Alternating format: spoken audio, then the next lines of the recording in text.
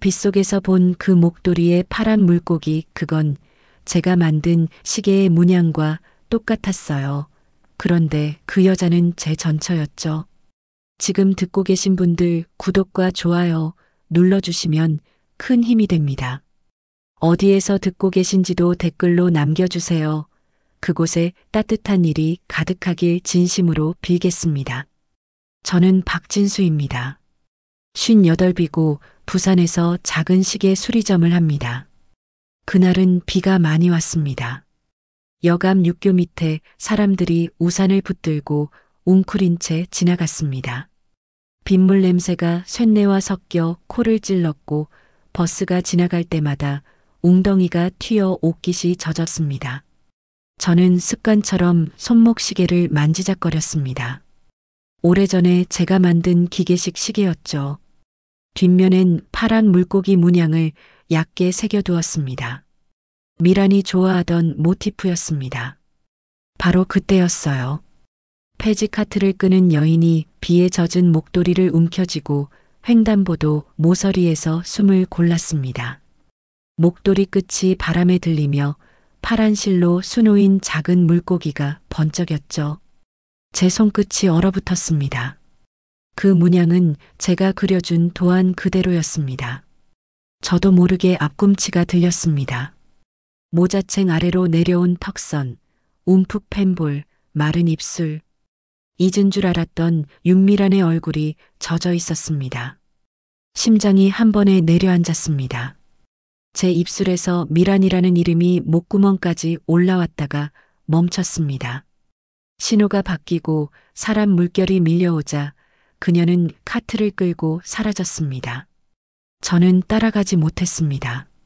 비가 등을 눌렀고 발목이 바닥에 박힌 듯 움직이지 않았어요. 15년 전 제가 내린 결론이 발목을 잡았습니다.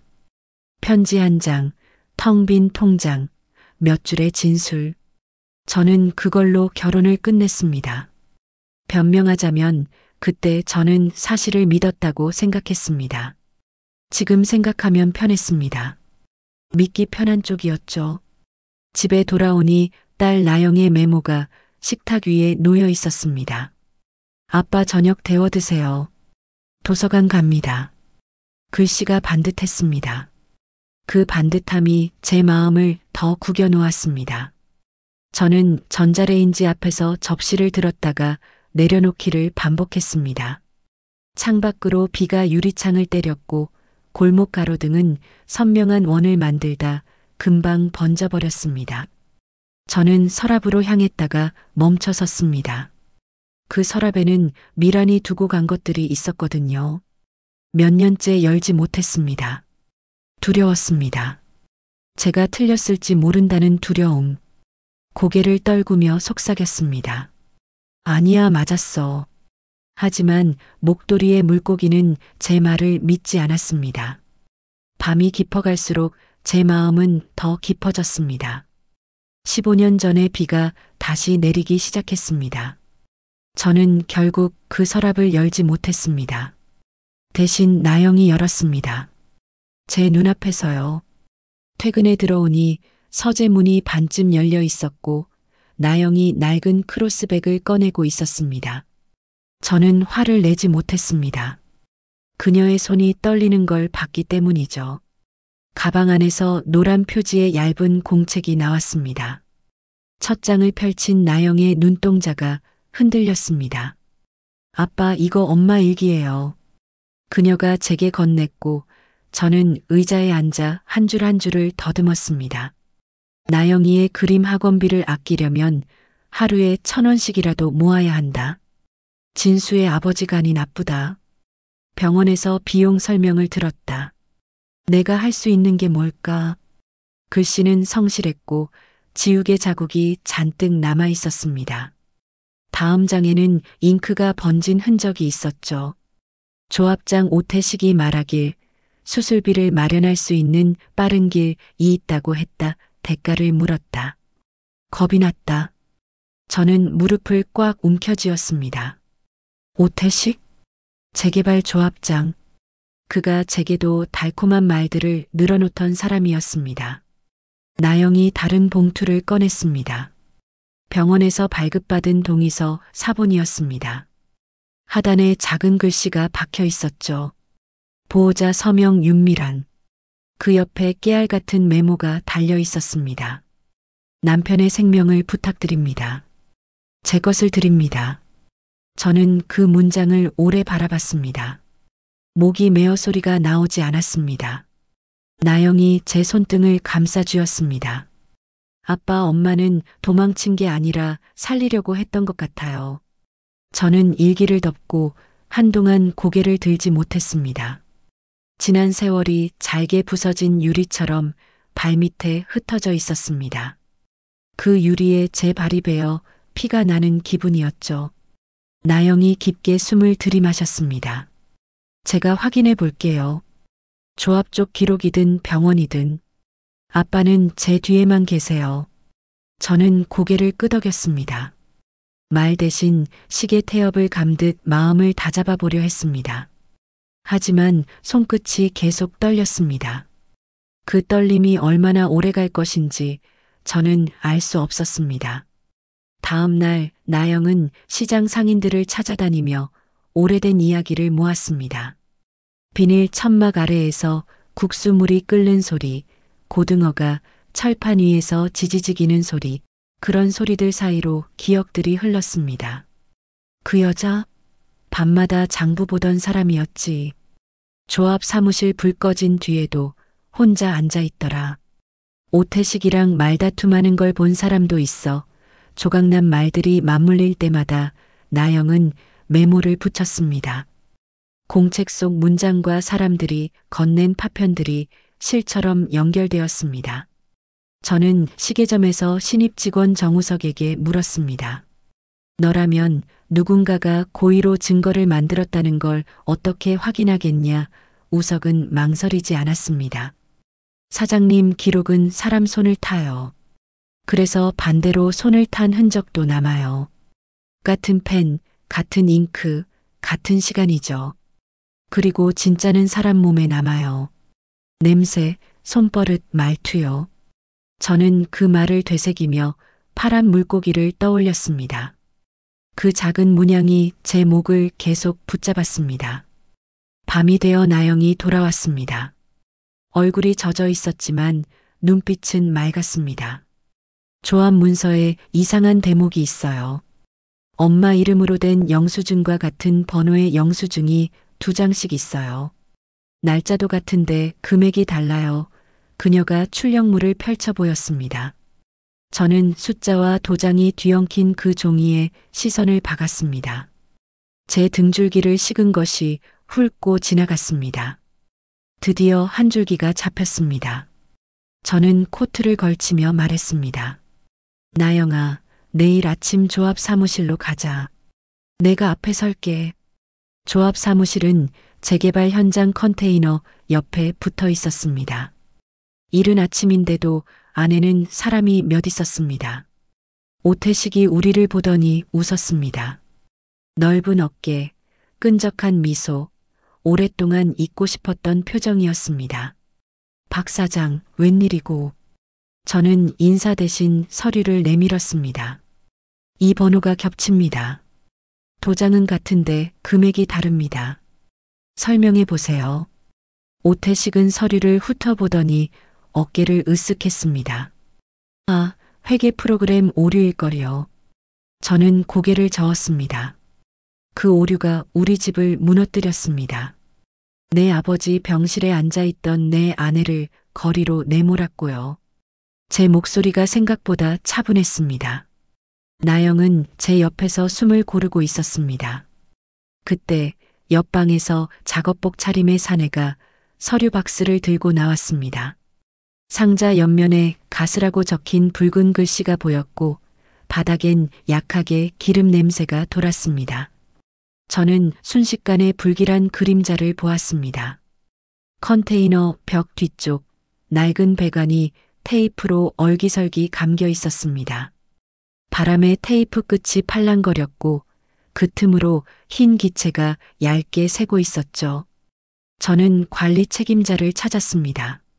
아무도 나서지 않았습니다. 오태식이 코웃음을 쳤습니다.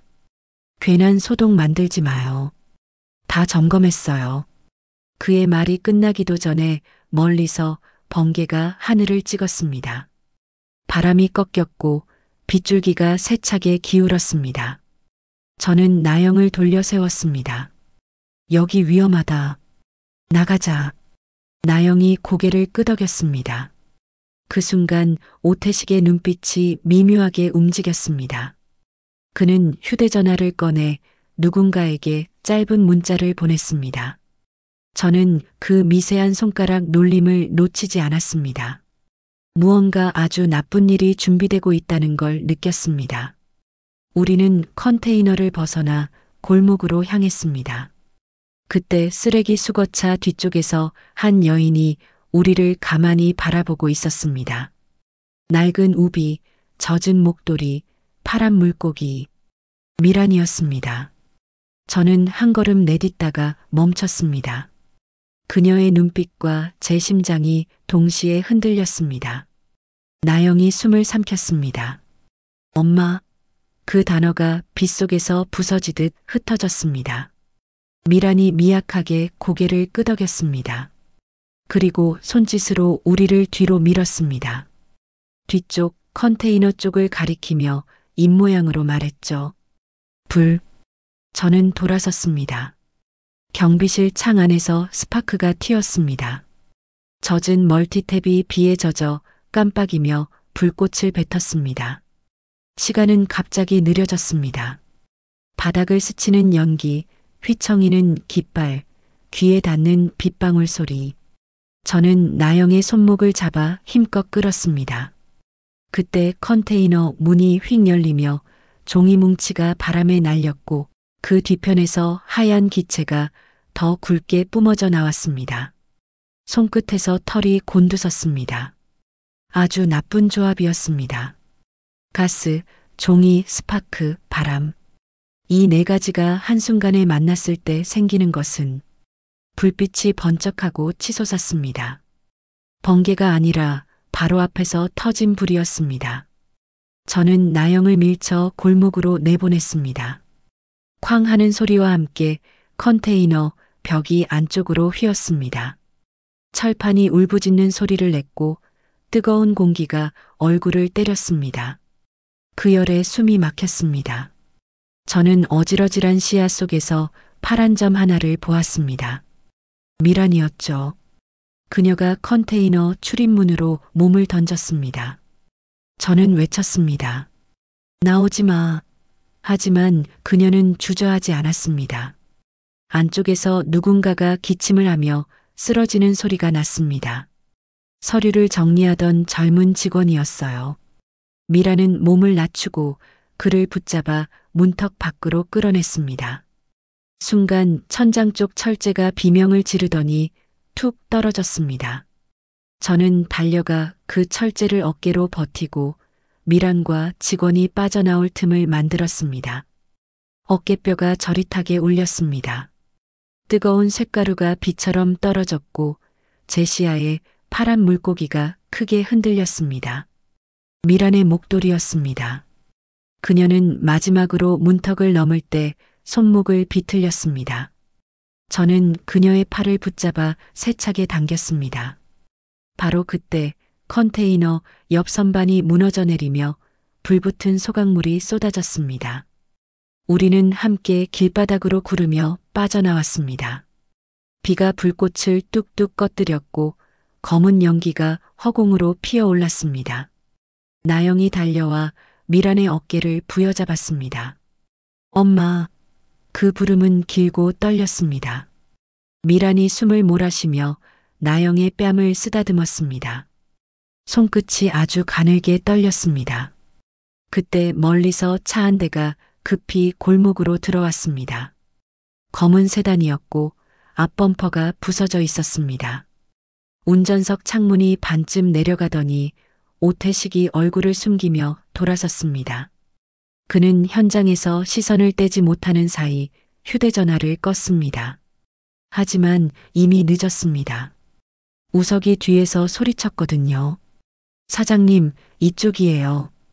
우석은 어디서 구해왔는지 휴대전화 하나를 흔들었습니다. 통화 녹음 파일이었고 어젯밤 난데없이 그에게 걸려온 오태식의 지시가 고스란히 담겨 있었습니다. 가스는 내일 비 올 때 티 안 나게 처리해라. 빗속에서 그 음성이 또렷하게 흘렀습니다. 사람들의 눈이 동시에 오태식에게 꽂혔습니다. 사이렌 소리가 가까워졌습니다. 소방차가 들어오고 구급대가 산소 마스크를 들고 뛰어왔습니다. 저는 그제야 어깨에서 힘을 뺐습니다. 철 냄새와 그 으름이 목 뒤에서 내려왔고 무릎이 풀렸습니다. 미란이 들것 위에 누웠습니다. 산소가 얼굴을 덮자 그녀의 눈빛이 조금 고여들었습니다. 저는 미란의 손을 잡았습니다. 손이 작고 차가웠습니다. 그녀가 입술을 움직였습니다. 저는 귀를 가까이 댔습니다. 진수 늦었네 그 말에 가슴이 무너졌습니다. 저는 고개를 끄덕였고 말 대신 손을 더 세게 감쌌습니다. 그 작은 손이 15년의 시간을 압축한 것처럼 느껴졌습니다. 응급실 앞 의자에서 밤이 아침으로 바뀌었습니다. 빗소리는 잦아들었지만 제 가슴속 비는 멈추지 않았습니다. 유리창 너머로 미란의 손가락이 미세하게 떨렸고 심전도 모니터가 규칙적인 산을 만들었다 꺼졌습니다. 나영이 제 어깨에 머리를 기댔습니다. 작은 체온이 옷깃을 타고 들어왔습니다. 저는 속삭였습니다. 아빠가 미안하다. 너무 늦었지. 말끝이 모여 울음이 되려는 찰나 담당 의사가 다가왔습니다. 고비는 넘겼습니다. 폐에 그 으름이 많지만 회복 가능성이 보여요. 다만 시간이 필요합니다. 저는 자리에서 일어나 허리를 깊게 숙였습니다. 경찰은 새벽에 오태식을 연행했습니다. 우석이 건넨 녹음과 컨테이너, 주변의 사설 카메라 영상이 결정적이었습니다. 비에 젖은 화질이었지만 그의 차가 들락날락한 시간과 문자를 보내는 손동작이 모두 남아 있었습니다. 저는 그제야 제 업을 떠올렸습니다. 시계는 작은 톱니가 서로를 물어야만 시간이 흘렀습니다. 한 톱니가 일부러 반대로 돌면 모든 바늘이 멈추죠. 우리 집의 바늘을 멈춘 톱니가 누구였는지 저는 너무 늦게 보았습니다. 낮이 되자 미란이 눈을 떴습니다. 마스크 너머로 미소가 아주 옅게 번쩍였습니다. 저는 손을 들어 그녀의 이마 땀을 닦았습니다. 미란아, 돌아와줘서 고맙다. 제 목소리는 낮았고 오래 묵은 쇳가루처럼 거칠었습니다. 그녀가 눈동자를 굴려 나영을 찾았습니다. 나영이 울음을 삼키며 다가왔습니다. 엄마 나야. 미란의 손가락이 움직이며 나영의 볼을 가볍게 눌렀습니다. 저는 그 장면을 보며 오래전 바닷가를 생각했습니다. 파란 물고기를 그려달라던 그녀의 웃음, 바람에 나부끼던 스카프, 젖은 모래. 그때 저는 약속을 했었습니다. 넓게 감싸 안겠다고. 저는 그 약속을 지키지 못했습니다. 하지만 지금은 달랐습니다. 지금 이 순간은 다시 시작할 수 있는 시간이었습니다. 병실 창으로 햇살이 들어왔습니다. 빗방울 대신 먼지가 빗속에서 천천히 떴다 가라앉았습니다. 저는 호주머니에서 제 시계를 꺼냈습니다. 뒷판에는 파란 물고기가 작게 떠 있었습니다. 저는 그 문양을 미란의 손에 살짝 눌러 보여주었습니다. 그녀가 눈을 가늘게 뜨더니 웃었습니다. 손끝으로 물고기 윤곽을 더듬었습니다. 그 손길이 제 심장을 건드렸습니다. 저는 조용히 말했습니다. 이제부터는 증거보다 마음을 먼저 볼게. 그게 늦게 오는 진실의 모양이라면 나는 기꺼이 기다릴 거야. 미란이 아주 작게 고개를 끄덕였습니다. 며칠 뒤 시계점 앞에 나영이 붙인 작은 종이가 바람에 살짝 흔들렸습니다. 오늘 하루 쉽니다. 가족이 함께합니다. 손님 하나가 서운한 표정을 지으며 돌아섰지만 저는 미안하지 않았습니다.